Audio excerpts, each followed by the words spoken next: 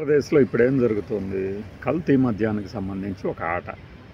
ఇది అసలు మొత్తము వైఎస్ఆర్సీపీ లీడర్లు చేసిన ఒక డ్రామానే అని చెప్పేసి ప్రభుత్వం ఆరోపిస్తుంది. ప్రభుత్వంలోని మంత్రులు ఆరోపిస్తున్నారు. దానికి జోగి రమేష్ మూల పురుషుడిలాగా ఆరోపణలు వస్తున్నాయి.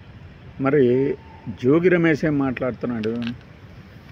లేదు, అసలు నా మీద అన్యాయంగా నిందలు మోపుతున్నారు.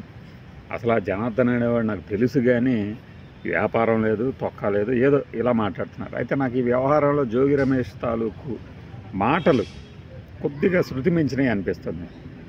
ఏదేదో మాట్లాడబోతూ ఇప్పుడు దమ్ము ఉంటే చెప్పమని చెప్పండి, నా తప్పు ఉందని అంటాడు.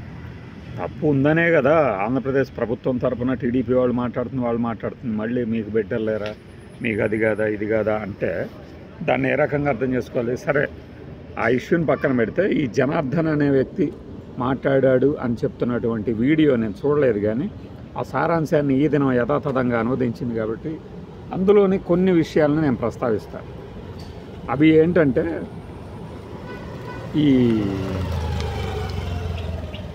మేము అంతకుముందు చేసేవాళ్ళము, కానీ కూటమి ప్రభుత్వం ఏర్పాటైన తర్వాత గట్టిగా ఉండడంతో, నిఘా పెరగడంతోనో వాళ్ళ ఆటలు సాగట్లేదని చెప్పి వైఎస్ఆర్సీపీ వాళ్ళు ఆపేశారని చెప్తారు. ఆయన చెప్పిన దాని సారాంశం. తర్వాత మళ్ళీ జోగి రమేషే మాకు ఫోన్ చేసి ఆయన చెప్పిన దాని ప్రకారం ముందు మనం ఇలా చేద్దాం, ఏప్రిల్లో తయారు చేద్దాము, ఇది ప్రభుత్వం మీదకి వెళ్తుంది అంటారు.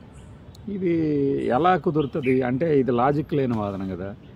ఏప్రిల్లో తయారు చేసేసి ముందట తంబళ్ళపల్లిలో మొదలు పెడదాము, బేలుగూడ వచ్చేటట్టు చూస్తాను నేను అన్నాడట. తంబళ్ళపల్లిలో ఎందుకు అంటే చంద్రబాబు నాయుడు పరువు పోతుందట, కూటమి ప్రభుత్వం తాలూకు ఇమేజ్ డ్యామేజ్ అవుతుంది అనే ఉద్దేశంతో అలా చెప్పాడంటాడు. కానీ నాకు అర్థం కానిది ఏంటంటే, ఇప్పుడు ఒక నకిలీ మద్యం డంపు బయట పెడితే, లేదంటే ఎక్సైజ్ పోలీసులు పట్టుకుంటే ప్రభుత్వం తాలూకు పవర్ ఎందుకు, ఇమేజ్ ఎందుకు డ్యామేజ్ అవుద్ది? ఫైన్. రెండవది, ఈ పట్టుకున్న తర్వాత జయచంద్రారెడ్డిని సస్పెండ్ చేయడంతో మేము అనుకున్నది నెరవేరలేదు, ఈసారి ఇబ్రహీంపట్నంలో బయట పెడదాము అన్నారట. ఇది ఎలా అనుకున్నారు? ఇప్పుడు జయచంద్రారెడ్డిని సస్పెండ్ చేయడంతో ఇమేజ్ దెబ్బతినలేదనా టీడీపీది? ఎలా? వీళ్ళు అనుకున్న లక్ష్యం ఇప్పుడు ఇబ్రహీంపట్నం అయితే ఏంది, మొలకలూరు అయితే ఏంది, మరొక మోర్జంపాడు అయితే ఏంది, ఇంకొక ఊరు అయితే ఏంది, ఫలానా చోట నకిలీ మద్యం భారీగా తయారు చేస్తున్నారు అంటే అది ఎక్కడ తయారు చేసినా ఒకవేళ నష్టం అయితే కూటమికి నష్టం, లేదు అసలు కూటమికి ఏమి సంబంధం లేదనుకుంటే సంబంధం లేకుండా ఉంటుంది. అలాంటిది ఇలాంటి లాజిక్ లేని అంశాలేంటి? ముందు అక్కడ బయట పెట్టాం, బట్ ఇది అవ్వడంతో ఇక్కడ ఇబ్రహీంపట్నంలో కూడా బయట పెడదామన్నారు అంటారు.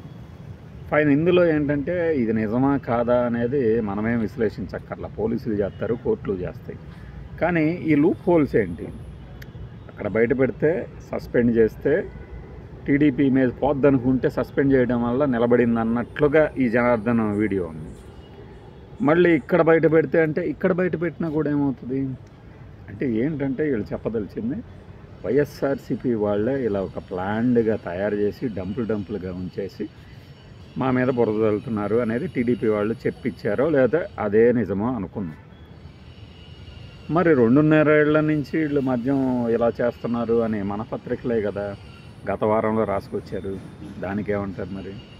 ఇంకా మా ప్రభుత్వం పట్టుకుంటుంది అని కొల్లు రవీంద్ర గారు కూడా మాట్లాడారు కదా ప్రెస్ మీట్లో. వాళ్ళు బట్టిలా మేము మా ఎక్సైజ్ వాళ్ళు పట్టించారన్నారు కదా, అప్పుడే కదా మనం అన్నది. పట్టించినందుకు ఇదే హిమబిందు గారికి సస్పెన్షనా మీరు వేసేది అని. మరి ఎలా దాన్ని సమర్థించుకుంటారు పాత మాటలను? ఇలా సమాధానం లేని వీళ్ళు సమాధానం ఇవ్వలేని ప్రశ్నలకి ఇలా వస్తాయన్నమాట. మరి వాటికి ఆన్సర్లు ఎక్కడ ఉంటాయి, ఎలా ఉంటాయి? ఇది పూర్తిగా రాజకీయ ప్రేరేపితం అని అర్థమవుతుంది. ఇది ఎవరి మెడకు చుట్టుకుంటుంది, ఎవరు బయట పెడతారు అనే కన్నా కూడా నకిలీ మద్యాన్ని రాజకీయ పార్టీలు ఖచ్చితంగా బ్రహ్మాండంగా వాడుకుంటున్నాయి వాళ్ళ కోసం అనుకోవాలి. అయితే మనం లేవనెత్తిన లాజిక్లకు మాత్రం ఆన్సర్ ఇవ్వాల్సిన అవసరం ఉంది. బాయ్.